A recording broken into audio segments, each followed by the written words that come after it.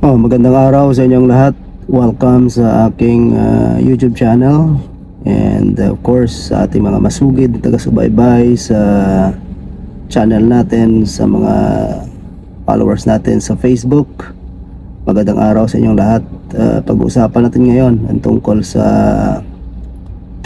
yung premature na filing ng kaso sa labor. And shout out muna natin ang ating mga followers and ating mga subscribers. Lagay natin dito. And itong discussion natin applicable to sa mga empleyadong naka-preventive suspension at tapos medyo hindi na sila makaantay, na magkaroon ng decision sa kanilang preventive suspension. And ang question, kailan ba sila dapat mag-file ng kanilang mga kaso? Ang preventive suspension, alam naman natin na ito yung maximum of 30 days na nakalagay sa ating implementing rules and regulations ng labor code, na ini-impose not as a penalty, but as a measure that while investigation is ongoing, to remove temporarily the employee from the area of investigation, because his continued employment poses serious and imminent threat on the life or property of the company or representatives or the owner ng business. Anyway, bago natin i-discuss ng todo yan, pasok na natin dito ang ating intro sa ADTOL event.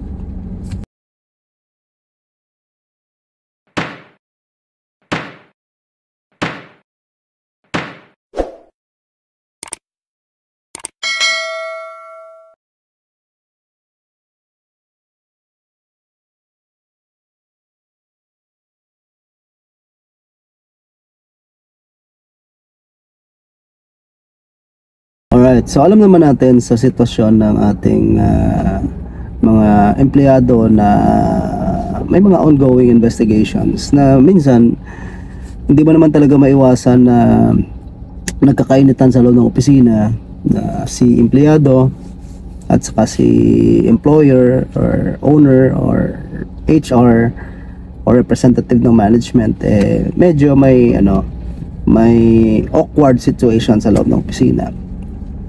Ngayon, ang tanong lang, kung si company nilagay si empleyado sa preventive suspension, maximum of 30 days.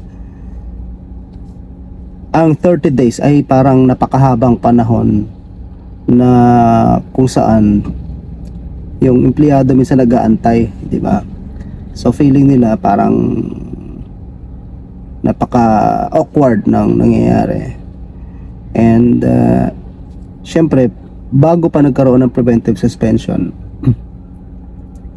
yung sitwasyon nila may awkwardness na, kasi nga kung may ganyang kaso, medyo nag-aanuhan na nagkakaroon na ng tension, So ang empleyado na preventive suspension, there are 3 things na pwedeng mangyari sa kanya. Una,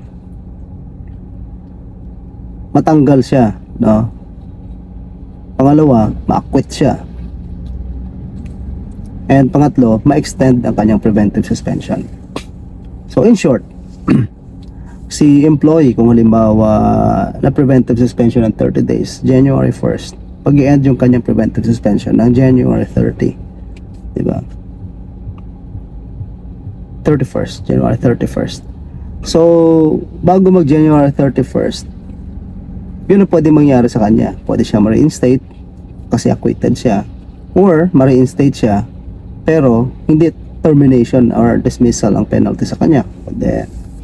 Pwedeng written warning, another suspension which is punitive this time, not preventive, or magkaroon ng findings of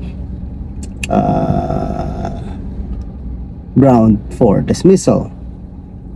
So another possibility is ma-extend siya. Prior sa end ng January, Si employee, syempre, marami nang iniisip kung ano-ano ng mga na-entertain niya. Can he file a case in the interim na naka-preventive suspension siya?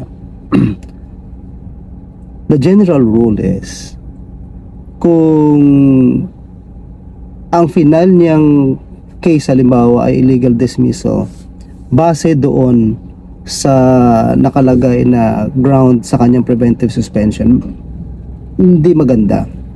Magiging premature ang kanyang kaso. Kasi hindi pa nga na desisyon na ng HR kung guilty siya o hindi. You already pulled the trigger, ika nga. Diba? Bumaril ka na. Hindi pa naman go, hindi pa naman kailangan. Premature ang tawag doon. Now, ang mga kasong prematurely filed, nadidismiss yan, no? Kaya kung may na-file kang kaso in the middle of your serving, of you being on preventive suspension, medyo meron na agad na ano dyan, impression yung mga husgado na tika muna, premature pa to, naka-preventive pala to nung nag-file ganon. Ngayon, kung yung final na complaint for illegal dismissal is not just for acts that are used as basis for the imposition of preventive suspension, then may possibility na may maiahon niya yung kaso, kasi ang magiging complaint niya dyan is constructive dismissal, kasi walang actual kasi hindi pa naman tapos ang preventive. You jump the gun, parang ganon. So ano lang yun, kailangan may pasok sa constructive dismissal para mag-succeed. At alam naman natin ang constructive dismissal, ito yung sitwasyon where the employment of the employee is rendered impossible, unreasonable, or unlikely, diba? Or discrimination, disdain, prejudice, yung mga ganyan. So in short, na nagkaroon ng quitting, no? Nag-quit na because unbearable na yung treatment, impossible na yung employment niya. Yung employment niya rendered impossible. So it's a dismissal in disguise, no? Kung may pasok doon, okay naman, baka kayanin yan. Basta ma-convince na si husgado na merong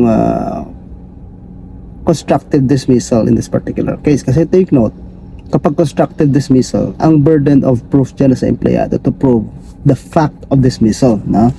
The fact of dismissal. Kasi kailangan nyo munang i-prove yung fact of dismissal bago magkaroon ng burden naman si employer to prove the validity of dismissal from service. So ganun naglalaro. So kung titingnan natin si empleyado from the time na preventive suspension siya, it's a matter of time, it's a matter of days na para sa decision niya na maging nasa kanya ang trabaho o sa trabaho ng pagpo-produce ng ebidensya ay nasa employer. It's up to that employee. Gaano ka kagigil magsampa ng kaso, no? Will tell the difference between you producing the evidence or your employer producing the evidence to overcome the burden. Okay? So ganun lang. Kung na-file ni empleyado yung constructive dismissal case in the middle of the preventive suspension period, magpo-produce siya ng napakaraming ebidensya ngayon para patunayan ang constructive dismissal.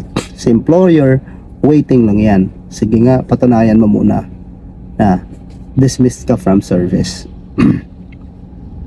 In this particular case, employer naman kadalasan maglalabas siya ng papel na sinacharge ng AWOL or abandonment ang empleyado as a matter of defense.